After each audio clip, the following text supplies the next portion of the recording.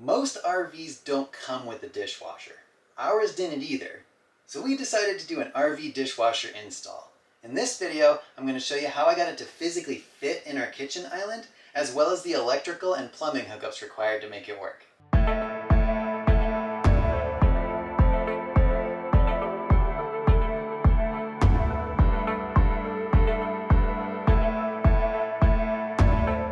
When we started full-time RVing 3 years ago, we knew we didn't want to be hand washing all of our dishes for a family of 4.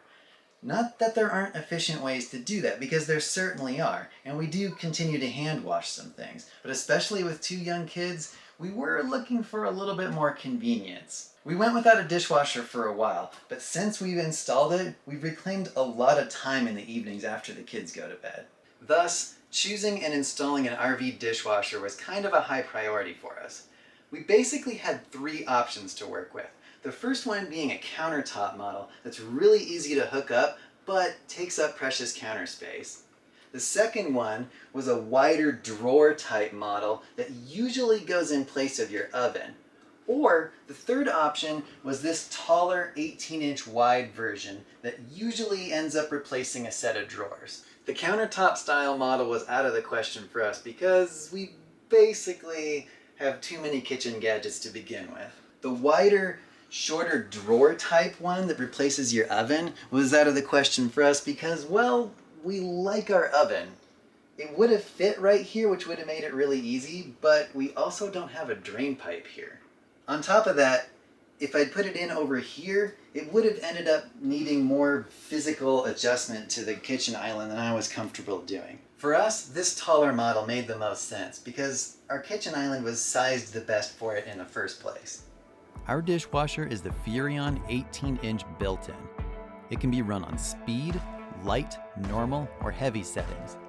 We can fit quite a lot of dishes in it, and it does a great job of cleaning. Officially, the manufacturer says it can fit 8 place settings. We find it to be fairly quiet as well. Now, I can't speak for the other models, but we've been really happy with this one. I would even go as far as to say that this particular dishwasher cleans better than any dishwasher we've ever had in a regular house. The regular setting uses only 3.5 gallons of water. And we've even been known to use it while boondocking because the speed setting uses 2.5 gallons of water. As far as power consumption goes, when it's running, it usually only uses about 50 to 100 watts. And then right in the middle of the wash cycle, when the heating element kicks on, it'll pull 700 watts for a little while. Thankfully, that isn't a problem for us when we're off-grid because of our solar and inverter setup. When we bought our 5th wheel, there was a set of 3 drawers right here, exactly like these ones right across from it. That meant giving up 3 drawers, but we felt the trade-off was worth it, and we just found other locations to put the things that we had previously stored there. The drawers all slid out, and then these cross beams came out with 2 pocket screws on the back of them on each side. And then this bottom piece down here actually had to be cut out. After the drawers and the cross beams were out, it was so close. I still needed another 1/4 inch or so. So I ended up having to make another cut vertically, and I moved this cabinet door over slightly.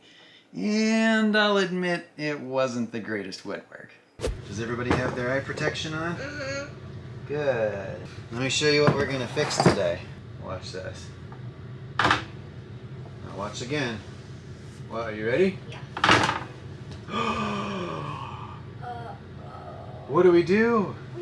We have to fix it. It's all messed up. So now we're going to go back and redo what Papa didn't do right in the first place. Thankfully, that is the only problem we've had since installation. Now that the dishwasher finally physically fit in its new home, next up were the electric and water connections. The electric part was pretty simple. Let me show you. The dishwasher came with a standard 3-prong electrical cord, and we already had a single outlet wired in down here for the power post up above. Which now just stays up all the time now that the dishwasher is underneath it. But that hasn't been a big deal to us. I had to unscrew this and move it over just a little bit to make room for the dishwasher. Next, I plugged both the cord for the dishwasher and the power port up above into this splitter so I could get them both plugged into this single outlet. Next up are the water connections. For the hot water inlet, the dishwasher came with this braided stainless steel 1/2-inch NPT hose. The hot water line for the sink was already a male 1/2-inch NPT connection, so I went to the hardware store and bought this all-female 1/2-inch NPT T. Then, with a couple of male-to-male connectors on either side, I was all set. Because the brass was so heavy, I zip-tied it up so it wasn't pulling on this plastic inlet pipe too much. Lastly, for the drain line, I needed a few extra parts beyond the standard dishwasher drain hose. Of course, the original pipes didn't contain a dishwasher drain tee. The original pipes under here were all black. So you can see I replaced this entire section. Amazon sells a 1.5-inch drain pipe plumbing pack that includes a waste tee for a dishwasher. This entire thing is just one part for less than $15, and it's a super easy replacement. You just unscrew these collars, pop out the old piece, and just slide the new one in. Next up was this black rubber dishwasher connector kit. I just had to cut off the largest section on the end that was too big for the drain hose, slide the drain hose in, and clamp everything down. All of the parts I mention here are included in our related blog post linked in the description below.